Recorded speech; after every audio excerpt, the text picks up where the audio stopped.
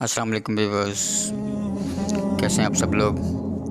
آج انشاءاللہ ہم بات کریں گے اسلام حضرت عامر بن ابسہ رضی اللہ تعالیٰ عنہ۔ ابو امامہ رضی اللہ تعالیٰ عنہ کہتے ہیں کہ میں نے ایک مرتبہ عامر بن ابسہ رضی اللہ تعالیٰ عنہ سے عرض کی کہ آپ کس بنیاد پر یہ دعویٰ کرتے ہیں کہ آپ کا اسلام لانے میں چوتھا نمبر ہے؟ تو عامر بن ابسہ رضی اللہ تعالیٰ عنہ نے فرمایا کہ میں زمانہ جاہلیت میں لوگوں کو سراسر گمراہی پر سمجھتا تھا، اور بت جو ہیں وہ تو میرے نزدیک میرے خیال میں کوئی چیز ہی نہ تھی۔ پھر مجھے یہ معلوم ہوا کہ مکہ مکرمہ میں ایک شخص ہے، آیا ہوا ہے ایک شخص، اور وہ آسمان کی خبریں بتاتا ہے اور نئی نئی باتیں بیان کرتا ہے۔ تو میں نے سامان سفر باندھا، اونٹنی پر سوار ہو کے مکہ مکرمہ پہنچا۔ جب میں مکہ مکرمہ پہنچا تو وہاں جا کے تحقیق کیا، پتہ چلایا تو معلوم ہوا کہ حضور جو ہیں، حضور اکرم صلی اللہ علیہ وسلم اپنی قوم سے چھپ کر رہتے ہیں۔ تو بڑی ہیلہ جوئی کے ساتھ، بڑی مشکلوں کے ساتھ میں حضور اکرم صلی اللہ علیہ وآلہ وسلم تک پہنچا، اور میں نے جاتے ہی عرض کیا کہ آپ کون ہیں؟ آپ صلی اللہ علیہ وآلہ وسلم نے فرمایا میں اللہ کا نبی ہوں۔ تو میں نے عرض کیا کہ اللہ کا نبی کسے کہتے ہیں؟ آپ نے فرمایا کہ اللہ کی طرف سے پیغام لانے والے کو کہتے ہیں۔ تو میں نے عرض کیا کہ واقعی اللہ نے آپ کو پیغام دے کر بھیجا ہے؟ تو آپ صلی اللہ علیہ وآلہ وسلم نے فرمایا ہاں، اللہ نے مجھے پیغام دے کر بھیجا ہے۔ تو میں نے عرض کیا کہ اللہ سبحانہ و تعالیٰ نے آپ کو کیا پیغام دے کر بھیجا ہے؟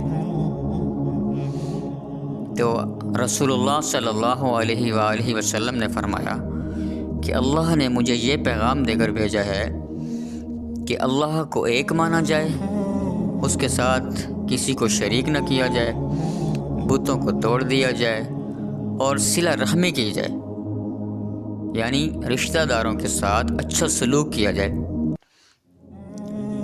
میں نے عرض کیا یا رسول اللہ، اس معاملے میں اور کون کون آپ کے ساتھ ہیں؟ تو آپ صلی اللہ علیہ وآلہ وسلم نے فرمایا کہ ایک آزاد اور ایک غلام۔ میں نے عرض کیا کہ وہ حضرات کون ہیں؟ تو میں نے دیکھا تو سیدنا ابوبکر صدیق رضی اللہ تعالیٰ عنہ اور سیدنا ابوبکر صدیق رضی اللہ تعالیٰ عنہ کے غلام سیدنا بلال رضی اللہ تعالیٰ عنہ ساتھ کھڑے تھے۔ تو میں نے عرض کیا یا رسول اللہ، میں آپ کا اتباع کرنا چاہتا ہوں، یعنی آپ کے ساتھ رہنا چاہتا ہوں اسلام لانے کے بعد۔ آپ صلی اللہ علیہ وآلہ وسلم نے فرمایا کہ ابھی آپ کی طاقت سے باہر ہے، قوت سے باہر ہے، آپ ایسا کرو، ابھی آپ جو ہے اپنی قوم میں چلے جاؤ، اور جب میں آپ کو بلاؤں، یعنی تم کو بلاؤں، تو پھر میرے پاس آ جانا۔ تو میں وہاں سے اپنے گھر لوٹ آیا، اور اسی طرح وقت گزرتا رہا۔ رسول اکرم صلی اللہ علیہ وآلہ وسلم مدینہ منورہ ہجرت فرما کر تشریف لے گئے، اور میں آنے والوں سے، مدینہ منورہ سے جو آنے والے قافلے ہوتے تھے، ان سے آپ صلی اللہ علیہ وآلہ وسلم کی خبریں اور حالات کی تحقیق کرتا رہتا تھا۔